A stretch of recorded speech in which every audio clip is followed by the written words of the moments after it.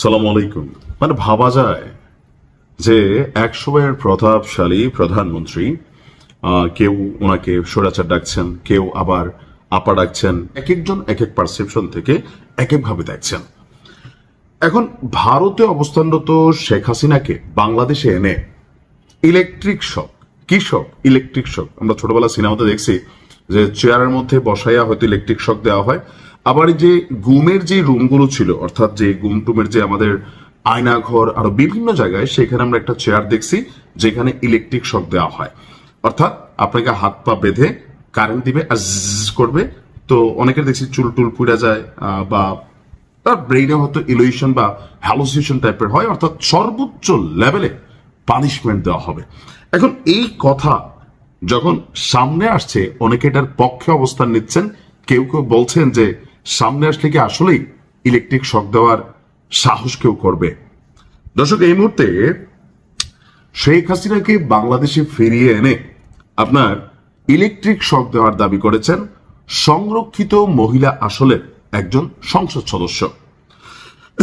গতকালকে ত্রয়োদশ জাতীয় সংসদ অধিবেশনে এই কথা বলেছেন সংসদ সদস্য রেহানা আক্তার রানু।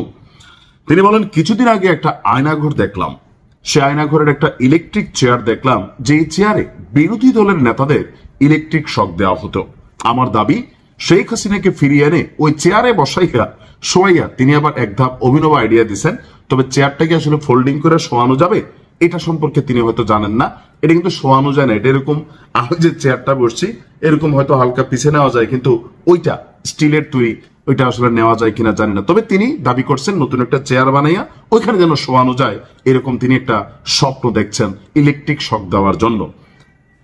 বড় কঠিন সাহস এই মহিলার, যিনি বলছেন তিনি বলছেন যে শেখ হাসিনাকে ওই চেয়ারে বসাইয়া শোয়াইয়া ইলেকট্রিক শক দিতে হবে মাননীয় স্পিকার। এছাড়া বিরোধী দলের আরেকটি বিপ্লব এবং আন্দোলনের জন্য জনগণের যে আহ্বান, অর্থাৎ জামাত ইসলাম, তারা বলছে আরেকটা বিপ্লব হবে, আন্দোলন হবে এই দেশে। কেউ বলছেন যে এটা সাপলুডু খেলা চলছে, কেউ বলছে না ভাই ঘটতেই পারে, কেউ বলছে যে আসলে এটা কি সম্ভব, নাকি ধরেন মাঠ গরম রাখার জন্য এমন ধরনের মন্তব্য বা বক্তব্য দেওয়া হচ্ছে। তো এই মুহূর্তে সম্ভবত আগামী 2-1 দিনের মধ্যে আওয়ামী লীগের যে প্রতিষ্ঠা বার্ষিকী, সেই প্রতিষ্ঠা বার্ষিকী উপলক্ষে আওয়ামী লীগ তাদের অফিসিয়াল ফেসবুক পেজে নানান ধরনের প্রচারণা কর্মীদেরকে উজ্জীবিত করার চেষ্টা করেও সরকার বিরল পদক্ষেপ নিয়েছেন। অর্থাৎ আওয়ামী লীগের নেতা কর্মীদেরকে যে কোনো ধরনের আপনার অ্যাক্টিভিটিস থেকে বিরত রাখার জন্য সেনা বাহিনী 6টি জেলায় মোতায়েন করার সিদ্ধান্ত হয়েছে। এর পাশাপাশি বিজেপি, পুলিশ বা সরকারের যে গোয়েন্দা সংস্থাগুলো আছে তারা কিন্তু ভূমিকা রাখছে। আর মাঝখানে বাংলাদেশের অনেক জায়গায় যারা আওয়ামী লীগের নেতাকর্মী আছেন তাদেরকে গ্রেপ্তার করা হচ্ছে, বিশেষ করে যারা ফেসবুকে আপনার এই যে প্রতিষ্ঠা বার্ষিকী, সেই বার্ষিকীকে নিয়ে আপনার বিভিন্ন ধরনের স্ট্যাটাস দিচ্ছেন, মন্তব্য দিচ্ছেন। কেউ কেউ বলছেন যে এই দেশে আর আওয়ামী লীগ রাখা যাবে না। অর্থাৎ আওয়ামী লীগ জামাতের সাথে যেটা করছে, বিএনপির সাথে কিন্তু এটা করে নাই। তবে বিএনপি এখন মনে করছে আগামী দিনে আওয়ামী লীগকে আর রাজনীতি করতে দেওয়া যাবে না। আওয়ামী লীগ নামে এই মুহূর্তে দেশে কোনো রাজনৈতিক দল থাকতে পারবে না, যেহেতু ডক্টর ইউনূসের সময়কালে একটা সিস্টেম করা হয়েছিল, অর্থাৎ একটা আইন প্রণয়ন করা হয়েছিল। তো একটা কার্যবিধি নিষেধাজ্ঞা ছিল, তবে সেটাকে নিয়ে আরো নতুন করে হয়তো আরো আপডেট আসবে। তো এই মুহূর্তে হয় কি যে নানান ধরনের বক্তব্য দেওয়া যায়, তবে এটা বাংলাদেশ। এই দেশে ক্ষমতার পালাবদল ঘটে, যখন পালাবদল ঘটে আমরা যারা ক্ষমতায় বসে, আওয়ামী লীগ যেমন 17 বছর ভুলে গেছিল 2041-এর আগে, এর অথবা শেখ হাসিনার মৃত্যু ছাড়া আওয়ামী লীগের পতন হবে, এটা বিএনপির কোন নেতাকে আসলে ভাবছে? জাস্ট চিন্তা করছে একটা মিরাকল।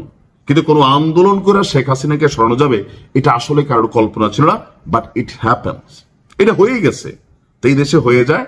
আর যখন রাজনৈতিক ক্ষমতার পালা পরিবর্তন ঘটে, তখন অনেক বক্তব্যই কাল হয়ে দাঁড়ায়। ক্ষমতা চিরস্থায়ী না। বাংলাদেশে আইন আছে, আইনের মাধ্যমে দেখা যাক আসলে শেখ হাসিনাকে ফিরিয়ে আনতে পারে কিনা, বা ওনাকে এই ইলেকট্রিক চেয়ারে নেওয়ার মতন সুযোগ হয় কিনা, সময় বলে দিবে। ভালো থাকুন। আসসালামু আলাইকুম।